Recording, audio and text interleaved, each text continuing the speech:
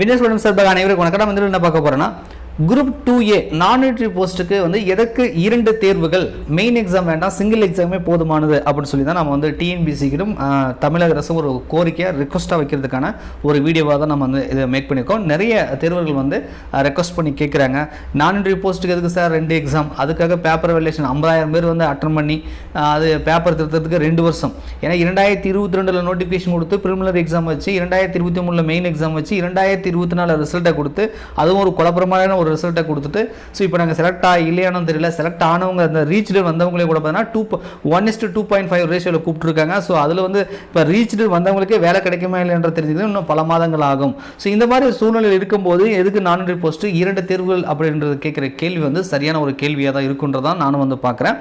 So கண்டிப்பாக வந்து TNPSC தமிழக அரசு வந்து இது ஒரு படிப்பினையாக எடுத்துக்கணும். இப்போ நடந்து முடிந்த தேர்வு வந்து நீங்கள் வச்சுட்டீங்க, முதல் முறையாக வந்து நான் என்ட்ரி போஸ்ட்டுக்குமே 2 exam, preliminary exam main exam வச்சாச்சு, அது டிஸ்கிரிப்ட் டைப்பில் வச்சாச்சு. இதனால் வந்து என்ன பிரச்சனை வந்தது?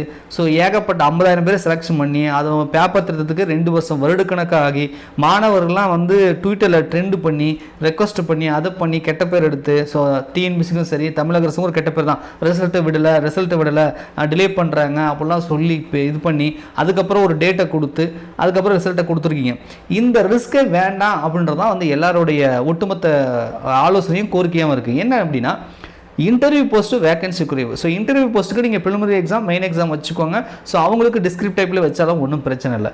நான் இன்டர்வியூ போஸ்ட்டுக்கு எதுக்கு 2 தேர்வு? ஸோ ப்ரிலிமினரி எக்ஸாமே போதுமானது, அதிலே வந்து இந்த போதுமான கேண்டிடேட்டை வந்து செலெக்ஷன் பண்ணிக்கலாம். ஒன்று இல்லை நாங்கள் வந்து குவாலிஃபைடு கேண்டிடேட் தான் எடுப்போம், நாங்கள் 2 எக்ஸாம் தான் வைப்போன்னு நீங்கள் அடம் பிடிக்கிறீங்கன்னா மெயின் எக்ஸாம் கூட பார்த்தீங்கன்னா நீங்கள் எம்சிக்யூ டைப், அதாவது மல்டிபிள் சாய்ஸ் கொஸ்டின் டைப்பில் ஓஎம்ஆர்லேயே வச்சு கூட நீங்கள் மெயின் எக்ஸாம் வச்சு கூட நீங்கள் வந்து செலெக்ஷன் பண்ணிக்கலாம். ஏன்னா ஓஎம்ஆரில் நம்ம வைக்கிறாங்க அப்படின்னா கண்டிப்பாக அதுக்கான வேல்யூஷன்ன்றது கிட்டத்தட்ட 1 மந்த்லேயே நம்மளால் வந்து அந்த ஓஎம்ஆரை ஸ்கேன் பண்ணி ரிசல்ட்டை கொடுக்க முடியும் இல்லையா?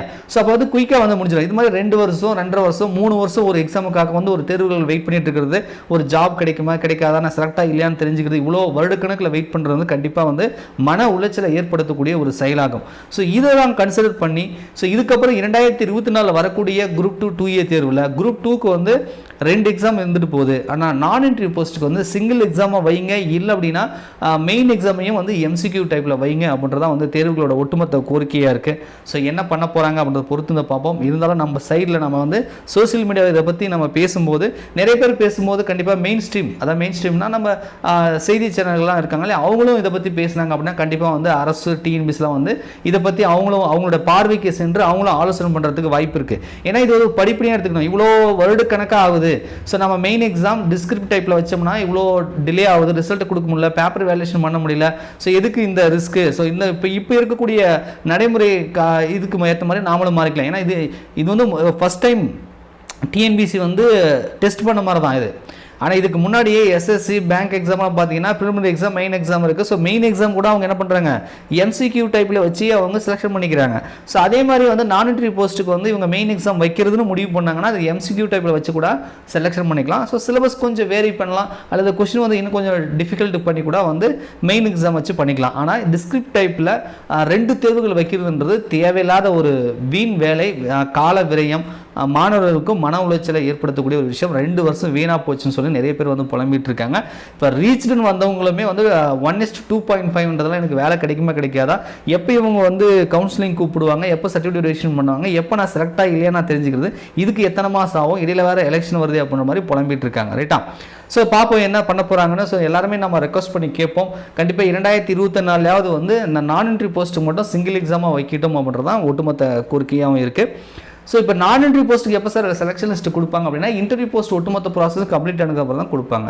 அப்படி பார்த்தா அவங்களுக்கு சர்டிஃபிகேட் வெரிஃபிகேஷன் ஓரல் டெஸ்ட்லாம் நடக்கணும் அப்படின்னா கண்டிப்பாக வந்து ஜனவரி இறுதி அல்லது பிப்ரவரியில் தான் பண்ணுவாங்க. ஏன்னா கிட்டத்தட்ட ஒவ்வொருத்துக்கும் ஒரு 10 நாள் 15 நாள் கேப் விட்டாங்கன்னா இப்போ பொங்கல் ஹாலிடேஸ். ஸோ அப்போ ஜனவரி முடிஞ்சு பிப்ரவரி வந்துடும். ஸோ பிப்ரவரியில் இன்டர்வியூ போஸ்ட் ப்ராசஸ் முடியுது, ஒரு ஃபஸ்ட் வீக் செகண்ட் வீக் வருது அப்படின்னா அதுக்கப்புறம் தான் நான் என்ட்ரி போஸ்ட் வந்து ஸ்டார்ட் பண்ணுவாங்க. ஸோ நம்மளை பொறுத்த வரைக்கும் பிப்ரவரியில் நான் என்ட்ரி போஸ்ட்டுக்கான செலெக்ஷன் லிஸ்ட்டு வரலாம். அது செகண்ட் வீக் தேர்ட் வீக் ஆகலாம். அதுவும் வந்து ஸ்பீடாக செஞ்சாங்கன்னா ஏதோ ரிசல்ட் கொடுத்தாச்சு, ஒன்றும் பிரச்சனை இல்லை, ரிசல்ட் கொடுத்தோன்னே எல்லாம் அமைதியாகிட்டாங்க, நம்ம ப்ராசஸ்லாம் ஸ்லோவாக பண்ணலாம், மறுபடியும் கொஞ்சம் மெதுவாக பண்ணலாம் அப்படின்னு பண்ணாங்கன்னா அது மார்ச் கூட போகிறதுக்கு வாய்ப்பு இருக்குது. ஸோ டக்குன்னு பண்ணாலே நமக்கு வந்து பிப்ரவரி மிடில் ஆயிரும். கொஞ்சம் ஸ்லோ பண்ணாங்கன்னா மார்ச் ஆகிடும். அதுக்கப்புறம் இந்த 5000 பேர் நான் என்ட்ரி போஸ்ட்டுக்காரங்களுக்கு வந்து கவுன்சிலிங் வைக்கணும், சர்டிஃபிகேட் வெரிஃபிகேஷன் பண்ணணும், சென்னைக்கு வர வச்சு அவங்க கவுன்சிலிங் பண்ணாங்க அப்படின்னா அதுவே வந்து 1 மந்த் நடக்கும் விட்டு அதில் phase 1 வரலாம். அதுக்கப்புறம் phase 2 கூட கூப்பிட்றதுக்கான வாய்ப்புகள் இருக்குது. phase 1 phase 2 கூட போக நான் என்ட்ரி போஸ்ட்லாம்.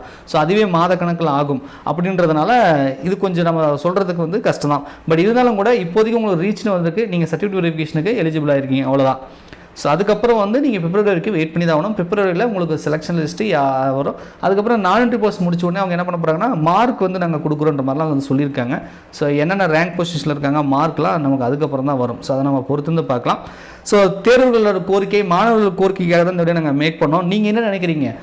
குரூப் 2A நான் என்ட்ரி போஸ்ட்டுக்கு ஒரே தேர்வு போதுமா, இல்லை 2 தேர்வு இருக்கணுமா? அப்படி 2 தேர்வு இருக்கணும் அப்படின்னா இப்போ இருக்கிற நடைமுறையே வந்து ஓகேவா? அல்லது நான் சொன்ன மாதிரி வந்து மெயின் எக்ஸாம் வைக்கிறதா இருந்தால் MCQ டைப்பில் வச்சு நமக்கு வந்து மெயின் எக்ஸாம் வந்து குயிக்காக வந்து முடிச்சுக்கலாமா? எது வந்து பெட்டராக இருக்கும்? நீங்கள் என்ன நினைக்கிறீங்க? இப்படி வருட கணக்கில் இழுத்தடிக்கிறது வந்து சரியாக இல்லையா அப்படின்றத மறக்காமல் கமெண்ட்ஸில் கமெண்ட் பண்ணுங்கள்.